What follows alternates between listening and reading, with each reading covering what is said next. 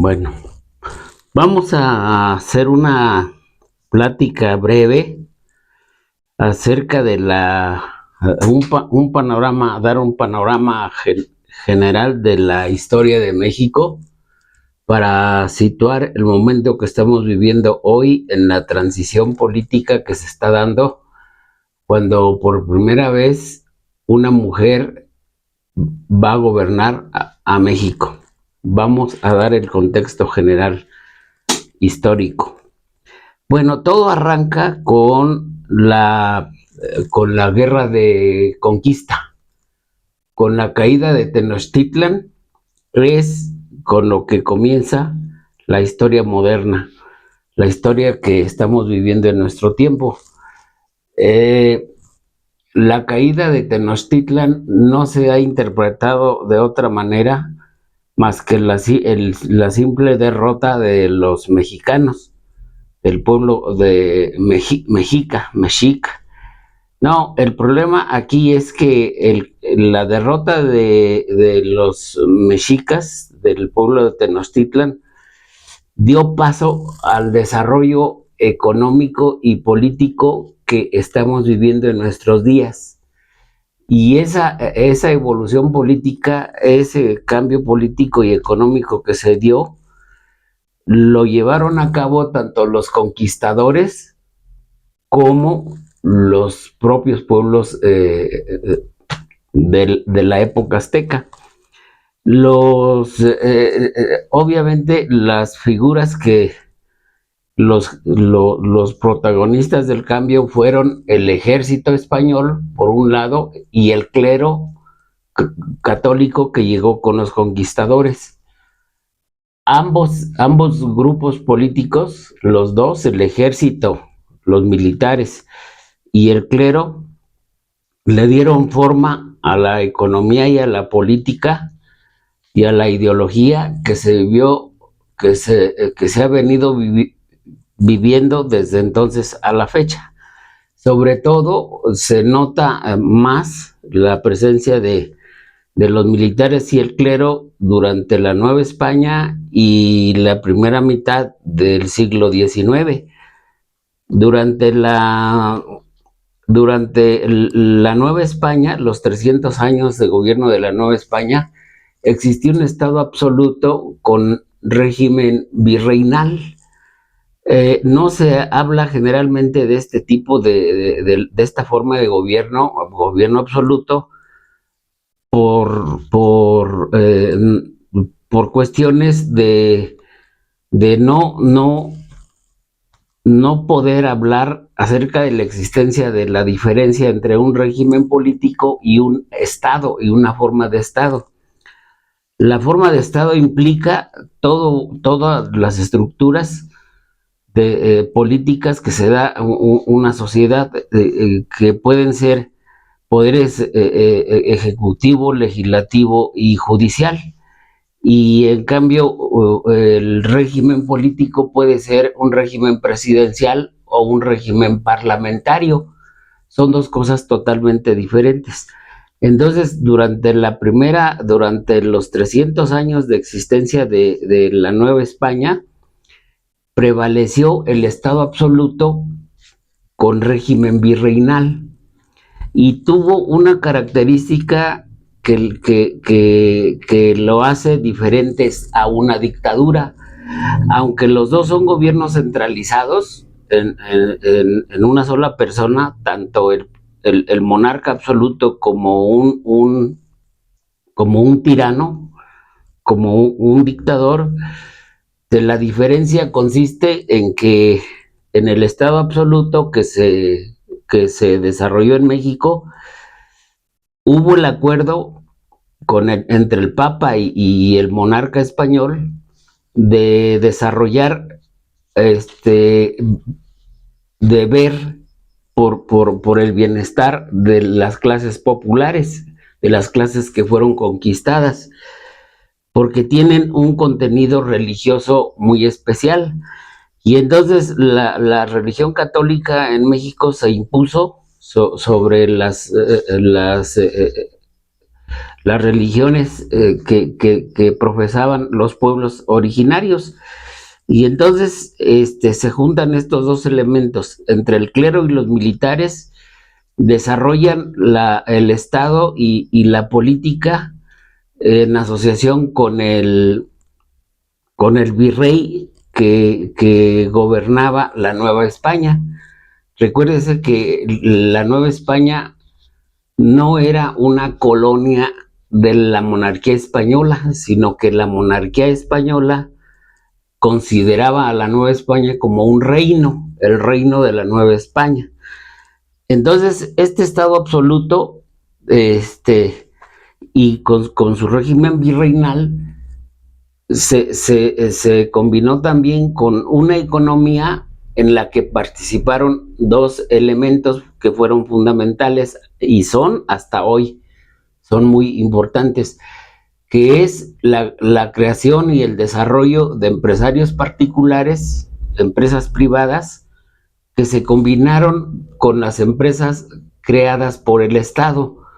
Tanto el monarca español desarrolló empresas estatales en España, como el virrey desarrolló también empresas que eran administradas por el virreinato.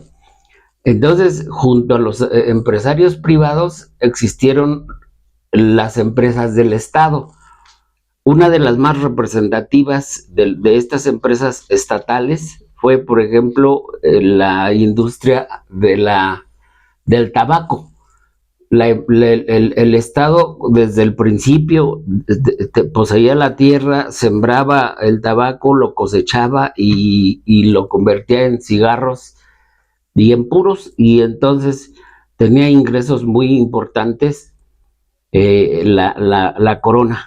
Pero igual hubo muchas otras empresas, entre las textiles, donde llegaron a haber hasta 6,000 obreros trabajando en la creación de manta, de ropa para el pueblo, para las clases populares. Entonces, estos dos elementos, un Estado absoluto con régimen virreinal y una economía mixta, una economía donde se combinaban empresas públicas con empresas privadas, ha llegado hasta nuestros días, aunque durante el siglo XIX hubo una lucha entre conservadores y liberales para saber cuál grupo predominaba y si seguía el mismo modelo económico y político de la Nueva España o se modificaba. Resulta que la clase que hizo la independencia fue la misma clase capitalista que se desarrolló durante la Nueva España. Los mismos empresarios novohispanos fueron los que hicieron la Constitución de 1824. Y estos mismos empresarios fueron los que crearon en el Congreso Constituyente de 1824 una república de tipo liberal, pero quedó solo en el modelo. Este modelo se destruyó de inmediato por la misma clase empresarial y lo convirtió en un Estado absoluto con régimen presidencial. ¿Cómo fue que lo obtuvieron? ¿Cómo fue que lo planearon? Bueno, pues copiaron el ejemplo norteamericano, estadounidense, que era una república liberal o democrática con poderes legislativo, ejecutivo y judicial. Entonces, la clase empresarial que hizo la independencia convirtió al Estado absoluto, conservó el Estado absoluto a través de un aparato estatal de tipo liberal. Tuvo las ramas de políticas que el Estado de los Estados Unidos, pero en Estados Unidos los aparatos del Estado funcionaron liberal y democráticamente. lo que hizo la clase empresarial mexicana fue transformar el presidente en el sustituto del virrey que gobernó durante 300 años en la Nueva España. Entonces, al convertir al presidente en un gobernante con facultades extraordinarias, lo convirtió en un ciudadano superior a todos los ciudadanos existentes en la República. Y también rompió la división de poderes que se estableció en la Constitución de 1824, porque el Poder Ejecutivo, apoyado en el Ejército, dominó toda la era del siglo XIX y inclusive hasta el Porfiriato. Fue aquí durante lo que se llamó Revolución Mexicana, cuando este sistema presidencial es legitimado por el partido que dirigieron Carranza y Obregón, que se llamó Partido Constitucionalista. Venustiano Carranza fue el cerebro político para legitimar al Estado absoluto con régimen presidencial y lo convirtió en un Estado interventor, lo mismo que habían pedido los conservadores del siglo XIX, que el Estado fuese un Estado interventor. Carranza propuso la creación de Estado interventor y así se aprobó. Y en lo político le dio al Poder Ejecutivo mayores facultades que las que tuvo durante el siglo XIX. Entonces se fortaleció el Estado absoluto con régimen presidencial y todavía más se legitimó ante las clases medias y ante las clases populares, desarrollando reformas sociales, como fue la reforma agraria y la reforma laboral y la reforma educativa. Estas tres reformas le dieron legitimidad a la clase capitalista, a la clase empresarial, que era la que gobernaba con el Partido Constitucionalista que nació con la revolución, con el movimiento armado. Y entonces se fueron desarrollando, sobre todo durante el cardenismo y los gobiernos posteriores a Lázaro Cárdenas, posteriores a 1940, muchas empresas de capitalistas como Pemex y Comisión Federal de Electricidad, que se mencionan tanto en nuestros días, y también se desarrolló con fuerza la educación y los servicios educativos y servicios médicos. Pero no fue un programa que haya cumplido una política que abarcara toda la población, sino que fue un proyecto que quedó a medias, porque hoy, por ejemplo, el Coneval habla de que existen hoy en México 50 millones de mexicanos sin servicios de salud. Entonces, quiere decir que pues a 100 años de la revolución, sigue el pueblo con escasos con carencias de salud, con un salario todavía muy bajo, pese a que López Obrador lo aumentó más o menos en 120%. Sigue siendo un salario muy bajo y una escasez de salud y todavía con muchos problemas de educación. Bueno, pero entonces la Constitución de 1917 estableció el Estado interventor, creador de empresas estatales y la conservación de una franja de empresarios privados. A esto se le llamó economía mixta. Si ustedes se fijan, Es la misma propuesta que se vivió durante los 300 años de vida de la Nueva España, y la propuesta también interventora en la economía que propusieron los conservadores, los miembros del Partido Conservador, liderados por Lucas Alamán.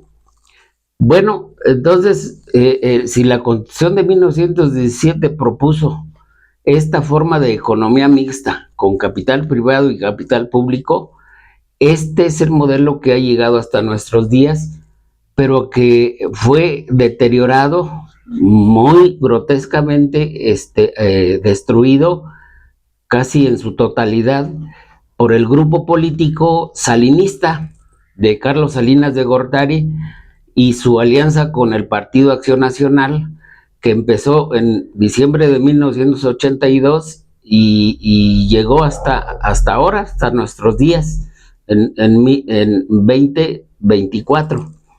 Y cuando fueron arrasados en las urnas por el partido Morena. Entonces, esta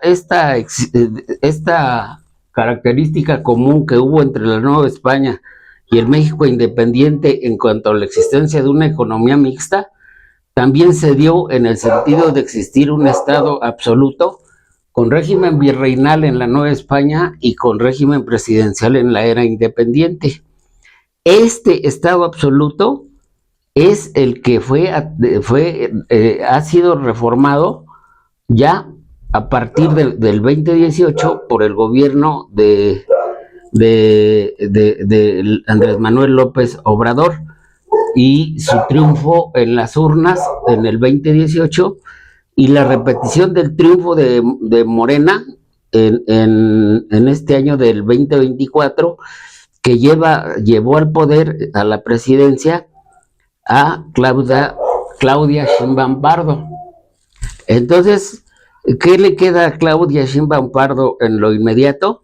Pues continuar con el sistema de economía mixta en lo económico, en lo político, profundizar y consolidar el cambio democrático que se hizo al aprobarse la elección de todos el sistema del aparato judicial, que se hizo de último momento durante el gobierno de López Obrador, y que le toca desarrollar a Claudia Sheinbaum durante su sexenio. Entonces están sentadas las bases políticas y jurídicas ya completas para desarrollar la democracia. Solo falta dar los pasos siguientes, que son la creación de leyes secundarias que normen a los artículos constitucionales, pero la reforma democrática está hecha ya. Ahora sí podemos decir con toda precisión que en México en estos días existe ya un Estado democrático con división de poderes y ciudadanos libres para elegir autoridades, para elegir gobernantes. Esto no lo pudimos decir del 2018 hacia atrás, que se caracterizó por existir fraudes electorales, asesinatos en masa de electores, y militantes políticos que aspiraban a la democracia. El gobierno de Claudia Sheinbaum es un gobierno, igual que el de López Obrador, sustentado en las clases medias y en las clases populares. Y esa repetición de estas dos clases sociales como apoyos en los dos gobernantes es lo que le puede dar fortaleza al cambio social, al cambio político y al cambio social que sea más profundo, para que las clases empresariales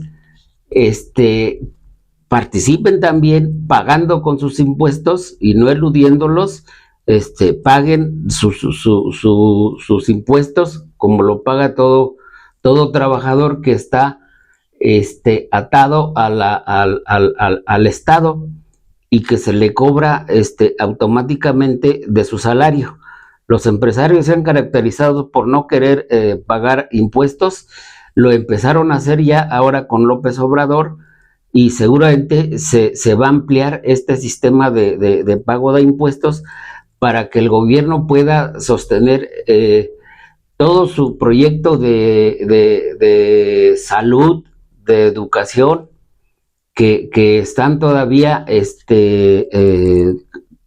tienen carencias, y asimismo poder desarrollar políticas de una mayor participación de los empresarios en el desarrollo nacional y de la sociedad en general.